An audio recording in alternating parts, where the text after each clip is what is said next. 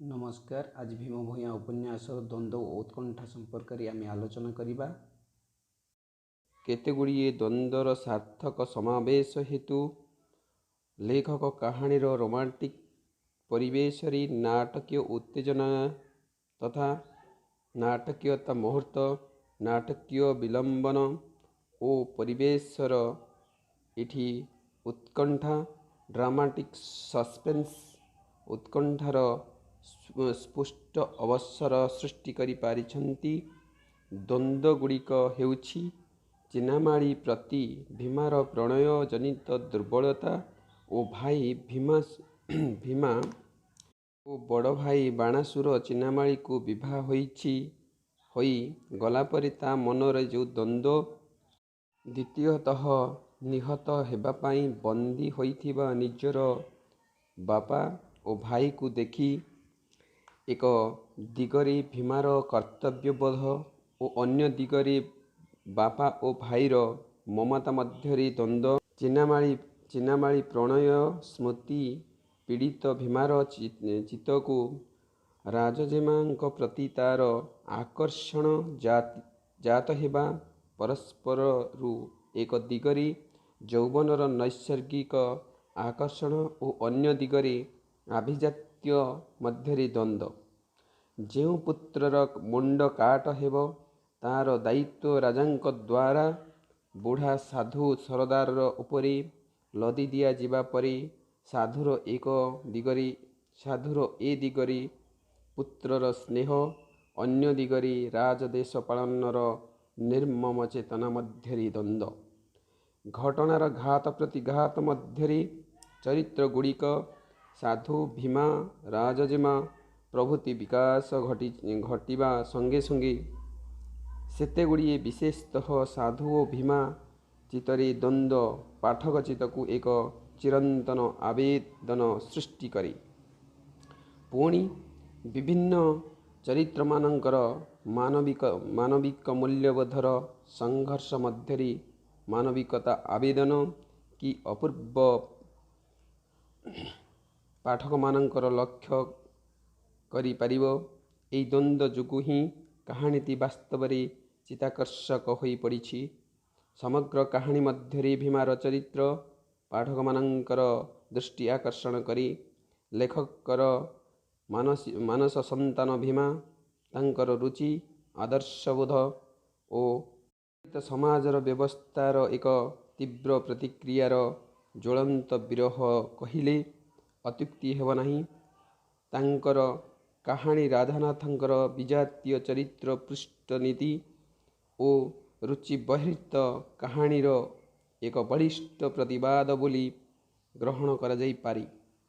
गोपाल बल्लभ दासंकर सरल आदिवासी युवक भीमा रणक्षेत्र रे जेपरि वीरत्व परिचय देइछि जीवन संग्राम क्षेत्र मध्य स्वार्थ त्यागर तुंग आदर्श उपस्थापन करिछि।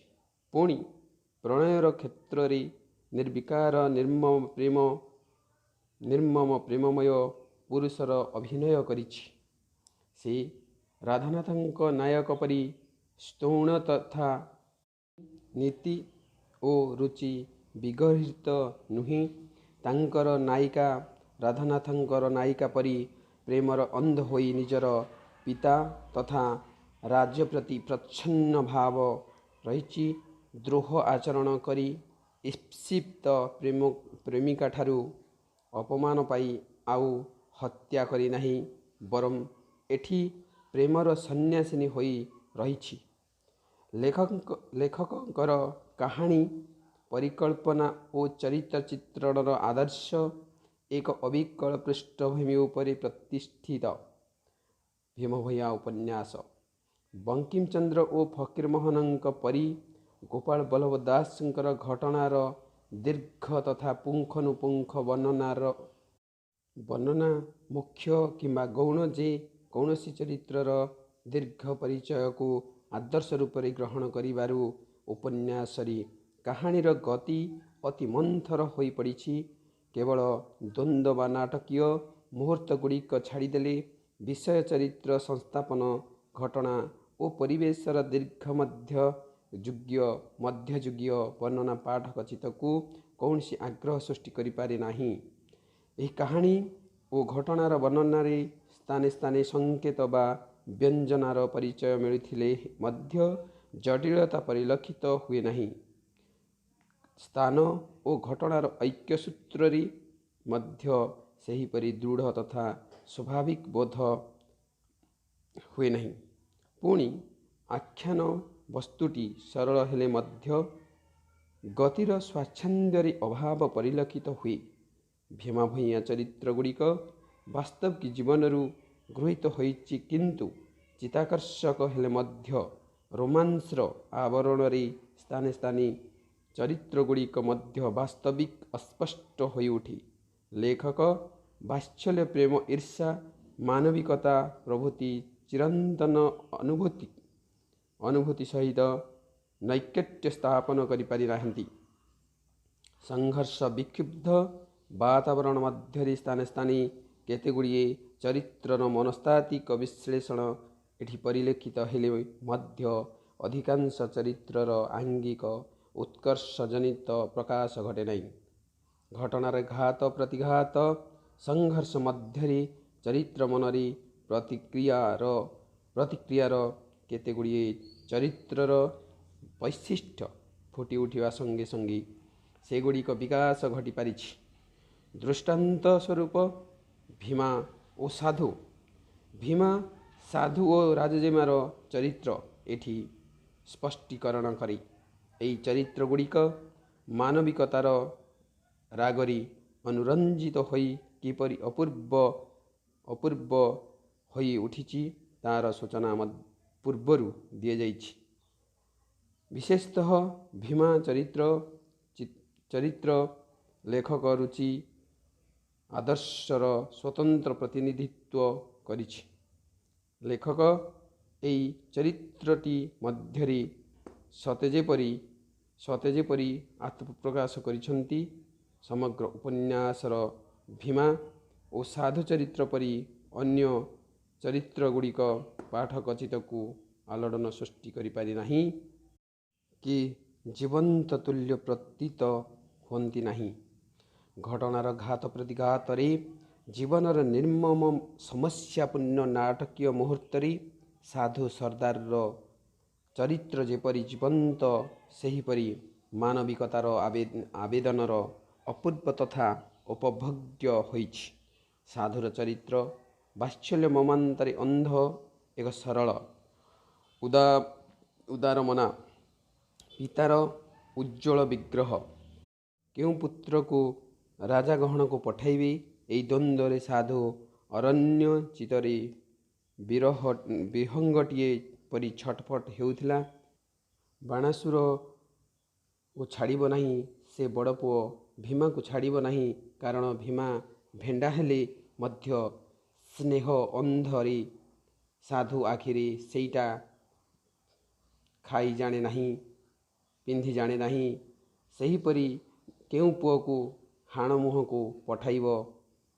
ସାଧୁର ବିତ୍ତ ଯେତେବେଳେ ଏହି ନିର୍ମମ ଦ୍ୱନ୍ଦ୍ୱର ଶିକାର ହୋଇଛି, ତାର ସେଇ ଆରଣ୍ୟ ପ୍ରାଣ ବିହଙ୍ଗଟି ତୁହାକୁ ତୁହା ଆର୍ତ୍ତକୁଞ୍ଜନ କରି ଛଟପଟ ହୋଇ ଭୂମିରେ ସଂଜ୍ଞା ହରାଇଛି।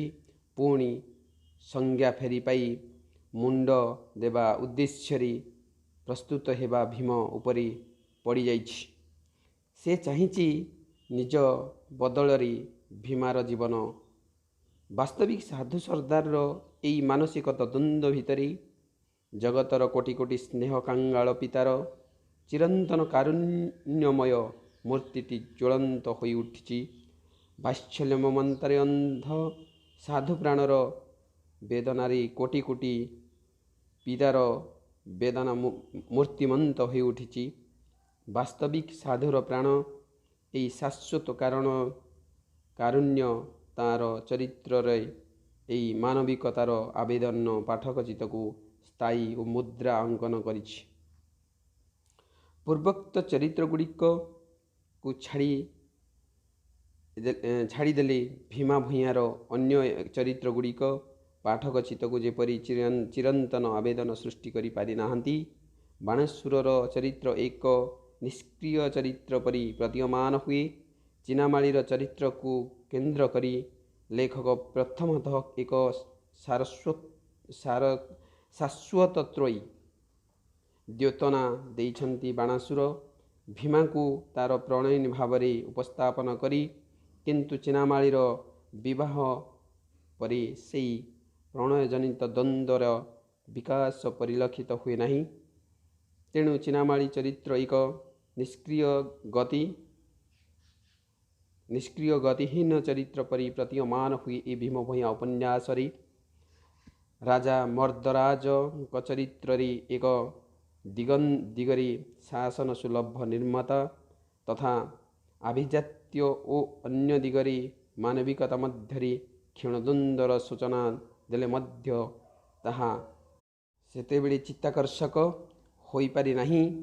କୃତ୍ରିମ କଠୋର ଶାସନ ସୁଲଭ ଗାମ୍ଭୀର୍ଯ୍ୟର ଚାପରେ ମାନବିକତାର ରୁଦ୍ଧ ହୋଇଛି।